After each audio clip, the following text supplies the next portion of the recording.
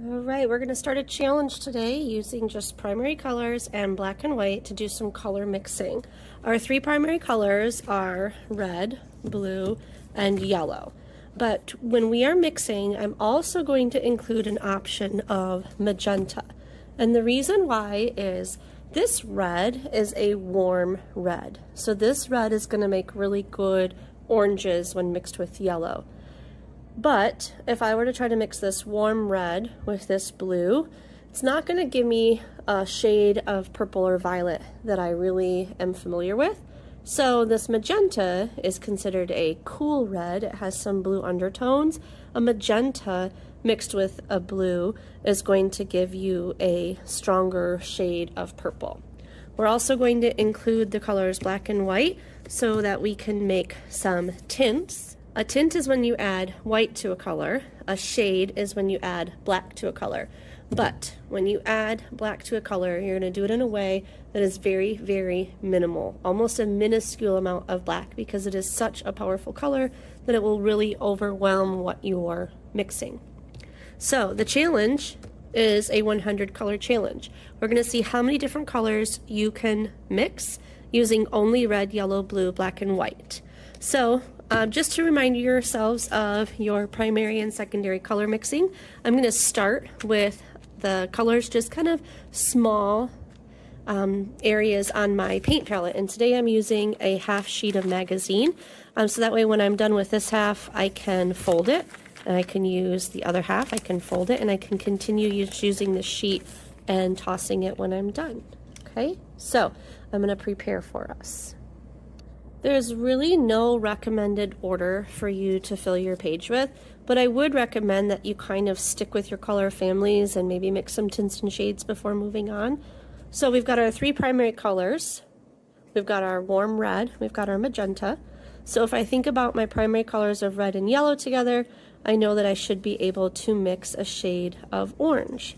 I'm cleaning my brush in between so that that yellow stays uncontaminated. There is a nice shade of orange that I can go ahead and add to one of my color block challenges. I could keep going. I could add more red to make a red orange. I continue thinking about what colors I want to create. Maybe I want to add more yellow to create more of a yellow orange.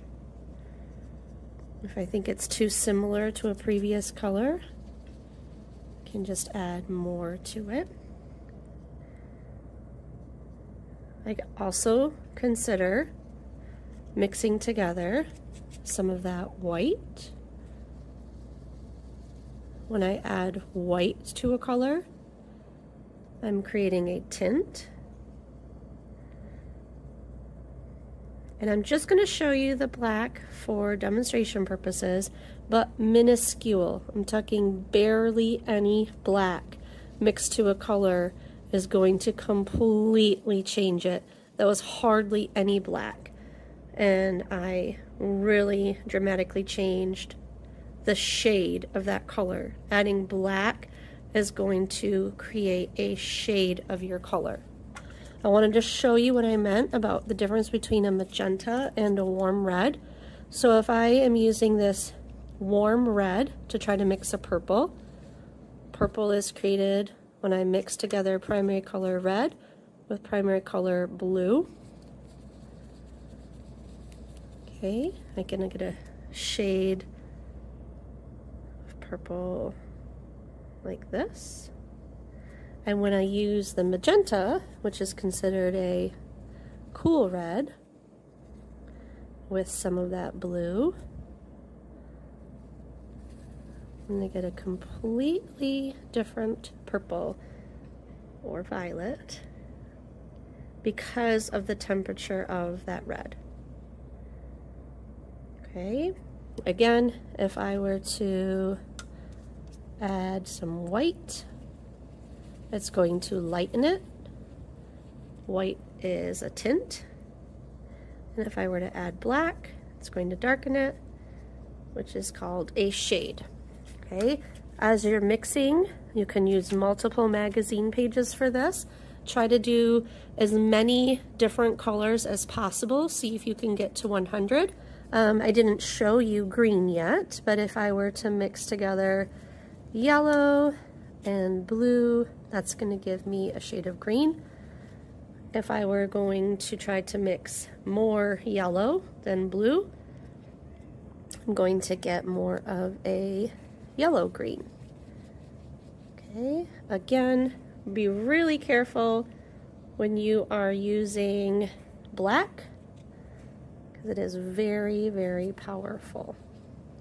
It's going to completely overwhelm some of those colors.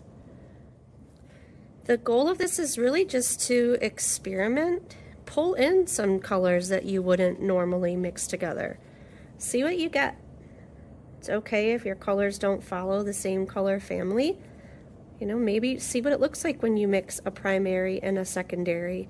What happens when you mix an orange with a little bit of blue?